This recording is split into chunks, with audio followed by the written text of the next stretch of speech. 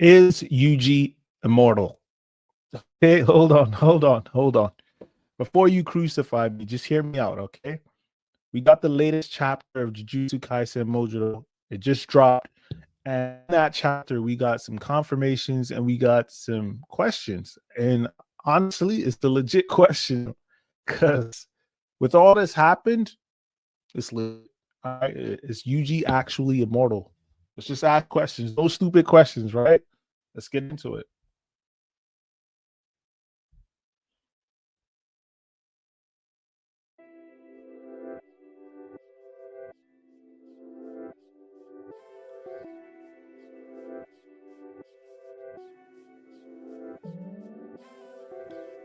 All right. So real quick, um, let's talk about it. All right. So before we get into that, let me walk you through the reasoning. All right. From the jump, from the beginning, we're starting with a quick recap. We're beginning where we left off, and see that Usami is giving a record or a recap of a visual record of the fight that just happened with the curse user, and he is showing Maru, you know, pretty much putting the beats on, the curse user, and rightfully so. The members of the Jujutsu's high society and the higher ups, they're rightfully concerned, right? Because this dude is showing off some like grade 1 skills, and they're starting to worry, like, hey, is this guy, are we giving these Sumerians way too much, free reign? And it's starting to cause a couple of concerns, rightfully so. But Usami is dedicated to trying to de-escalate the whole situation. Like, hey, then it was a case of self-defense. And they're not buying it, right? They're pushing back on it. And we get an interesting mention. Shout out to our boy Harry, one of the goats.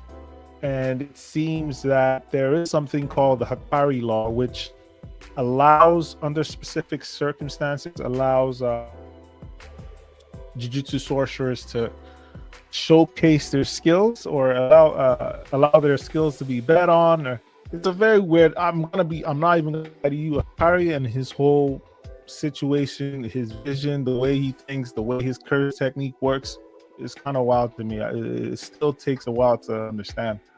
But that's not even the big thing. The big thing about it, though, was the interesting thing about it, though, was that his vision of trying to broadcast those fights, and have people bet on them, it didn't fully work, but at least it worked on specific, he wasn't able to get the whole thing to work, but he got it to work under like a specific rule.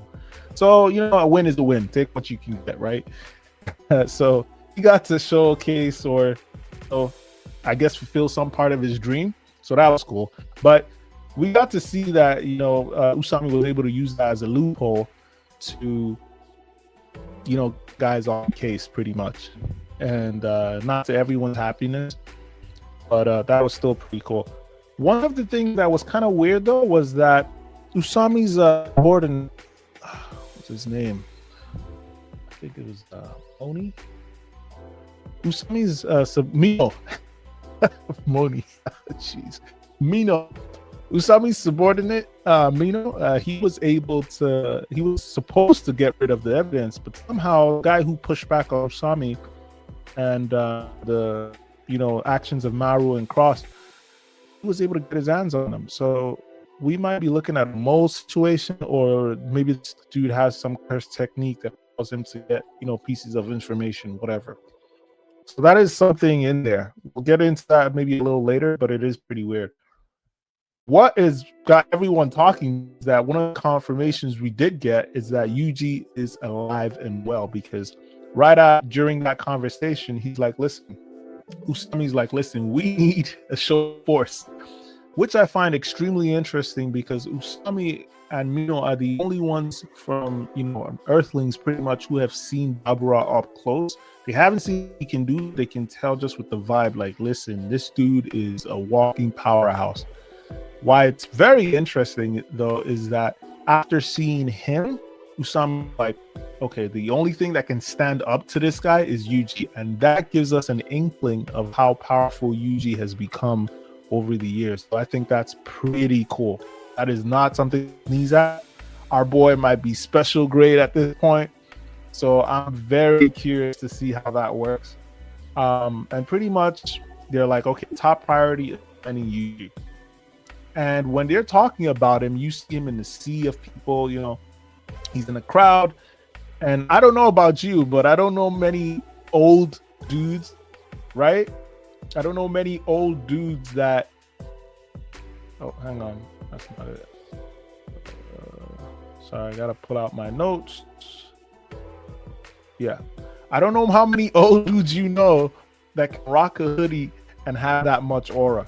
You know what I'm saying? Like, so they're like, this is supposedly this whole series supposedly takes place 68 years after the main event, right? With the main showdown with Sukuna.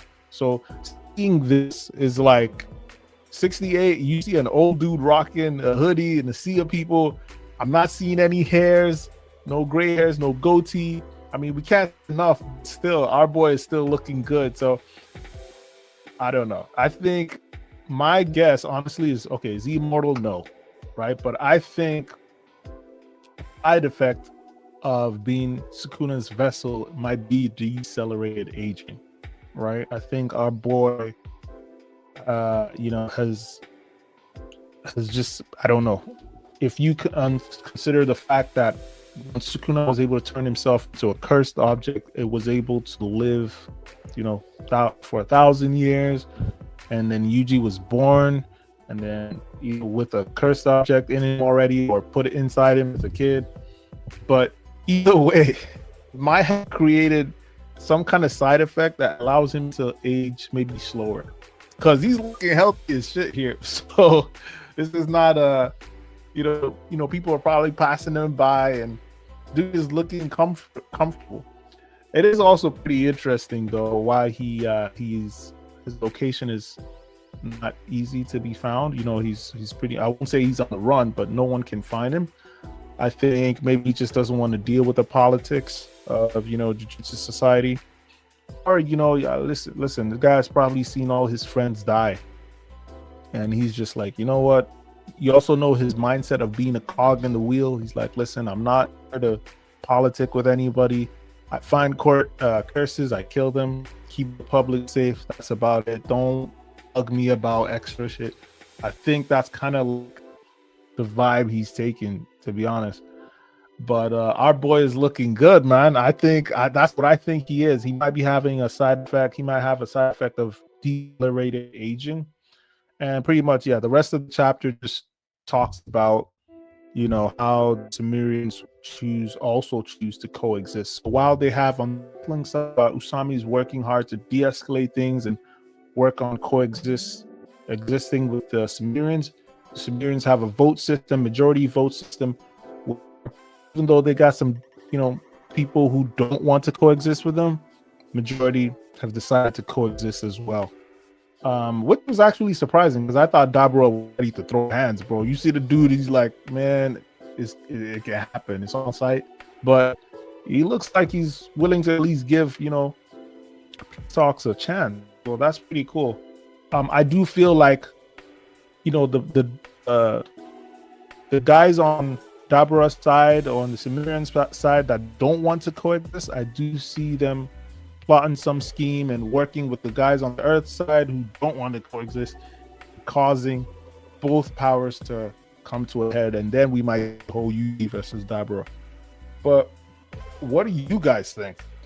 Those are my thoughts. I think Yuji might be having, you know, have some decelerated aging as a side effect in Sukuna's cursed vessel that allows him to live longer. But what do you guys think? Let me know in the comments below. Also, again, I am Dan, host and creator of the channel. If you like the content, you know, like, share, subscribe. I've been watching anime and reading manga for 20 years. I'm not a critic, an expert. I'm a lover of anime just like you.